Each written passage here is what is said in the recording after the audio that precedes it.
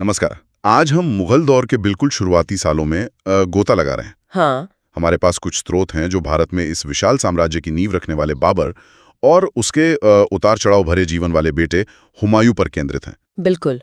इन दस्तावेजों के जरिए हम ये समझने की कोशिश करेंगी कि मध्य एशिया से आकर बाबर ने कैसे हिंदुस्तान में अपनी जगह बनाई हाँ, और किन परिस्थितियों ने उसके बेटे हुमायूं के शासन को इतना अस्थिर बना दिया। देखते हैं ये स्रोत हमें क्या खास बताते हैं। तो चलिए सीधे बाबर से शुरू करते हैं। स्रोत बताते हैं कि वो फरगना का शासक था, तैमूर और चंगेज खान का वंशज। हाँ, लेकिन सिर्फ महत्वाकांक्षा ही उसे यहाँ खींच लाई या भारत की तत्कालीन राजनीतिक फूट ने भी कोई भूमिका निभाई? देखिए ये एक अहम सवाल है। महत्वाकांक्षा तो थी ही, जाहिर है, पर हाँ उस समय दिल्ली सल्तनत जैसे काफी कमजोर थी। अच्छा। तो कहा जाता है कि ऐसे निमंत्रणों ने बाबर को हिंदुस्तान आने का एक एक ठोस अवसर दिया, बहाना दिया। और आते ही 1526 में पानीपत की पहली लड़ाई इब्राहिम लोदी के खिलाफ, ये जीत इतनी निर्णायक क्यों मानी जाती है? सिर्फ दिल्ली आगरा पर कब्जे के लिए? कब्जा तो था ही, लेकिन उससे ज्यादा महत्वपूर्ण था शायद युद्ध का तरीका। अच्छा, क्या मतलब?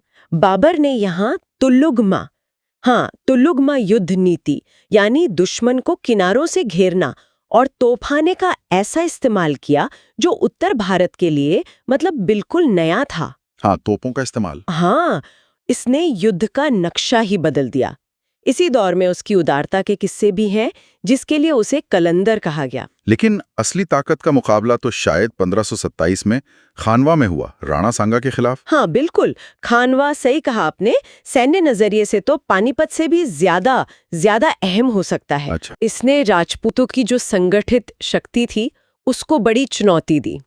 यहीं जीत के बाद बाबर ने गाजी यानी धर्म योद्धा की उपाधि ली। गाजी? हाँ, ये सिर्फ एक पदवी नहीं थी, बल्कि उत्तर भारत में मुगल सत्ता की एक तरह से वैचारिक नींव रखने जैसा था, खुद को इस्लामी योद्धा के रूप में स्थापित करके। फिर घाघरा की लड़ाई हुई, उसमें अफगानों को हराया, यानी सिर्फ 4 साल में ही उसने उत्तर भारत में अपनी धाक जमा ली। कमाल है। हाँ, पर वो सिर्फ योद्धा ही नहीं था, उसने बाबरनामा भी लिखी। हाँ, बाबरनामा, तुजो के बाबरी। सही, तुजो के बाबरी या बाबरनामा वो तुर्की जबान में उसकी आत्मकथा है। और कमाल की बात यह है कि इसमें उसने बड़ी बारीकी से हिंदुस्तान के भूगोल, फलों, फूलों, जानवरों का जिक्र किया है। अच्छा। हाँ, कुछ आलोचनाएं भी की हैं, जैसे यहाँ के मौसम या लोगों के रहन सहन को लेके, जो उसकी मध्य एशियाई पृष्ठभूमि को दिखाती हैं। नया गया काबुल में, साम्राज्य की नींव तो रख दी, पर शायद अभी मजबूत होना बाकी था। बिल्कुल, और यही कमजोरी उसके बेटे हुमायूं के सामने आई। हाँ, हुमायूं 1530 में गद्दी पर बैठा, पर लगता है विरासत में कांटों का ताज मिला उसे। सही कह रहे। भाइयों से दुश्मनी, कामरान, अस्करी, हिंदाल और ऊपर से शेर खान सूरी जैसे अफगान प्रतिद्वंदी। और ये चुनौतियां सिर्फ बाहरी नहीं थीं, अंदरूनी कलह भाइयों का विरोध हुमायूं की ताकत को लगातार कमजोर करता रहा। गुजरात के बहादुर शाह से भी संघर्ष चला। हाँ। लेकिन शेर खान सूरी के साथ चौसा 1539 और कन्नौज या बिलग्राम 1540 की हारें तो तबाही लेकर आई उसके लिए। इन हारों के बाद तो उसे हिंदुस्तान छोड़कर ही भागना पड़ा। 15 साल का लंबा निर्वासन। 15 साल, हाँ। इसी दौरान अकबर का जन्म हुआ अमरकोट में। हाँ, वो निर्वासन का दौर उसके लिए बहुत कठिन था। आखिरकार फारिस के सफवी शाह की मदद मिली। अच्छा, फारस के शाह की। हाँ, ये बात भी ध्यान देने वाली है कि वापसी के लिए उसे बाहरी ताकत पर निर्भर होना पड़ा। शाह की मदद से उसने पहले काबुल कंधार जीता और फिर 1555 में सरहिंद की लड़ाई जीतकर दिल्ली पर दोबारा कब्जा किया। सत्ता में वापसी तो हुई, पर ज्यादा दिन नहीं।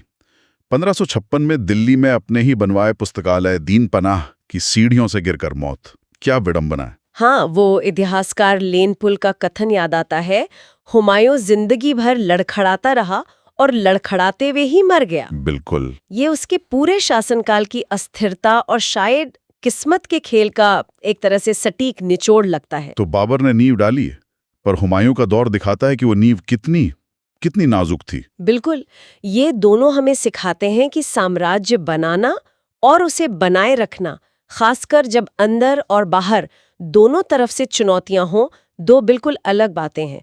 बाबर ने शुरुआत की, लेकिन हुमायूं की उथल-पुथल बताती है कि शुरुआती मुगल सत्ता कितनी अनिश्चित थी। और सोचने वाली बात यह है कि शायद हुमायूं के इसी अस्थिर दौर और उसके अनुभवों ने ही वो जमीन तैयार की होगी, हाँ, हो सकता है। जिस पर खड़े होकर अकबर ने एक ज्यादा मजबूत और स्थायी साम्राज्य की इमारत खड़ी की। शायद हर ठोकर अगले कदम के लिए एक सबक थी। ये विचार आगे और जानने की इच्छा जगाता है।